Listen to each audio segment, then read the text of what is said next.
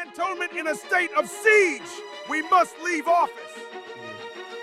गालिब के दादा मिर्जा कोकेन बाग खान समरकंद, जो कि आज के उज़्बेकिस्तान का इलाका है, वहां से भारत आए।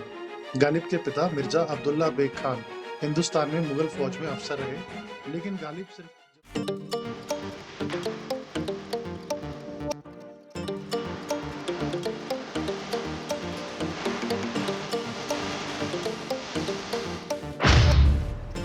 Eduavania. नमस्कार दोस्तों, welcome back to Eduavania, your learning journey. दोस्तों, एडी अवर्निया लेकर आया है एक नई सीरीज हिस्टोरिकल डीप डाइव्स। यहाँ हम जानेंगे इतिहास की उन शख्सियतों के बारे में जिन्होंने अपने दौर को बदल के रख दिया, और उस दौर की कुछ खास बातें भी। शुरू करते हैं इसी सोच के साथ एडी अवर्निया का ये नया सफ़र। हजारों ख्वाहिशें ऐसी कि हर ख्वाहिश पे दम निकले। बहुत निकले मेरे अरमा, लेकिन फिर भी कम निकले। दोस्तों, रील्स और शॉर्ट्स के ज़माने में आपने ये शायरी तो कहीं ना कहीं ज़रूर सुनी होगी, और डेली लाइफ में कभी ना कभी गालिब नाम ज़रूर सुना होगा। पर ये दोनों ही चीज़ें रील्स और शॉर्ट्स की दुनिया से लगभग 200 साल से भी ज़्यादा पुरानी है। आज हम उसी गालिब की शख्सियत के बारे में जानेंगे, जो शायद इतिहास के सबसे बड़े शायरों में अव्वल नंबर पर ही आते होंगे। हमारी कहानी शुरू होती है 18वीं सदी के आखिरी दशकों में, जब 27 दिसंबर 1797 को आगरा के किला महल में मिर्जा असदुल्ला बेग खान उर्फ मिर्जा गालिब का जन्म हुआ।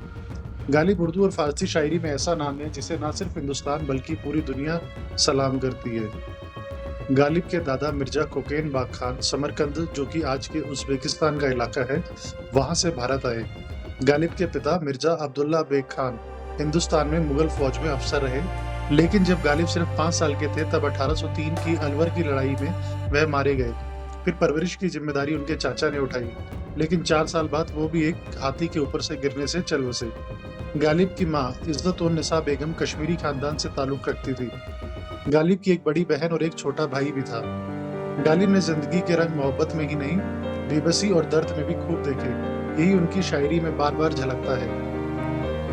कैद हयात और बंद गम, असल में दोनों एक है। मौत से पहले आदमी गम से नजात पाएगी। दोस्तों, सिर्फ शायरी ही नहीं, उनका जीवन भी किसी किस्सों से कम नहीं।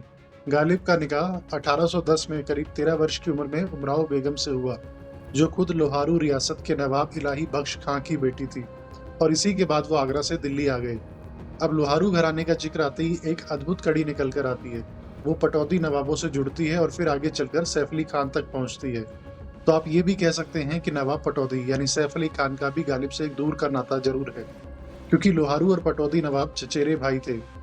दोस्तों, गालिब के 7 बच्चे हुए पर एक भी औलाद बच ना सकी। 11 साल की छोटी सी उम्र से गालिब ने शायरी लिखना शुरू किया, और उनके ईरानी मूल के उस्ताद अब्दुस समद ने उनकी कला को निखारने में महत्वपूर्ण भूमिका निभाई। 14 साल की उम्र में तो वह फारसी से लेकर उर्दू में निपुण हो चुके थे, और गालिब कहलाने से पहले उन्होंने अपना पहला पेन नेम असद रखा था। गालिब की शायरी में उनके जीवन की गहरी छाप दिखती है, जैसे जब गालिब कहते हैं, दिल से तेरी निगाह जिगर तक उतर गई, 2 दिन की जिंदगी थी जी कर गुजर गई। गालिब गली कासिम जान में रहते थे और उसके इतने शौकीन थे कि अपने पूरे 50 साल दिल्ली के जीवन में उन्होंने अपना कोई महल या मकान नहीं बनाया, बस उन्हीं गलियों में किराए के घर में बशर किए। दोस्तों, इन सारी चीज़ों के बावजूद भी गालिब की हाजिर जवाबी एक मिसाल थी। जब गालिब अपनी पहली तनख्वाह लेकर घर आए तो वो शराब की बोतलें लेकर आए।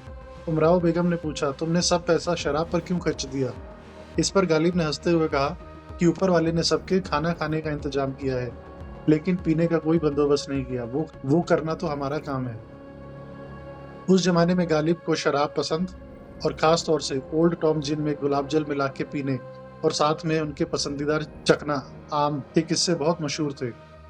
गालिब का एक बड़ा मशहूर किस्सा है, जब उन्हें दिल्ली यूनिवर्सिटी में फारसी के प्रोफेसर के अपॉइंटमेंट के लिए बुलाया गया, तब वह शाही पालकी में पहुंचे, पर उन्होंने गेट के अंदर जाने से तब तक मना कर दिया जब तक कॉलेज के सेक्रेटरी थॉमसन उनका स्वागत करने के लिए बाहर नहीं आए। काफ़ी जद्दोजहद के बाद जब थॉमसन ने उन्हें समझाया कि वह ऐसा नहीं कर सकते, तो गालिब का जवाब था कि भाड़ में जाए ऐसी नौकरी। सरकारी नौकरी के लिए तो इसलिए आए ताकि हमारा शाही रुतबा बढ़े, इसे कम कराने के लिए थोड़ी ना आए। दोस्तों 19वीं सदी में दिल्ली एक बहुत ही शानदार पर बहुत ही नाजुक राजधानी थी, जिसमें एक और मुगल राजधानी का पतन हो रहा था, दूसरी ओर यूरोपीय संस्कृति का बढ़ता असर साफ दिख रहा था। उर्दू भाषा दिल्ली में ही जन्मी थी, फारसी और हिंदी भाषा से के मिलन होके लगभग 13वीं सदी की सल्तनत में। कहते हैं उस समय दिल्ली जैसा कोई शहर दुनिया में नहीं था, किंतु गालिब के समय हुकूमत के हाथों सत्ता जा रही थी, मगर लाल किले के अंदर बहादुर शाह जफर के दरबार में शायरी का जलवा बना रहा।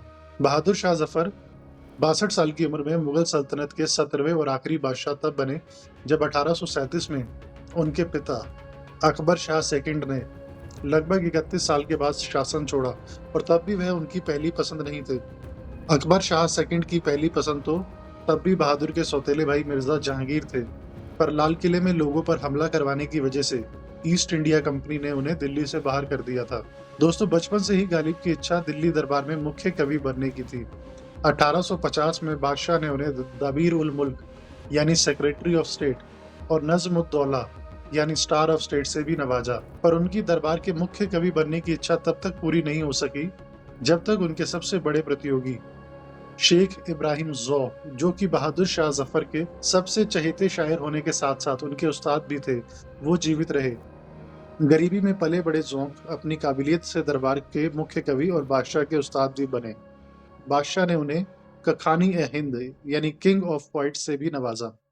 दोस्तों गालिब और ज़ौक़ की राइवलरी उस जमाने में शायद पूरे दिल्ली के लिए आकर्षण का केंद्र बनी रहती थी।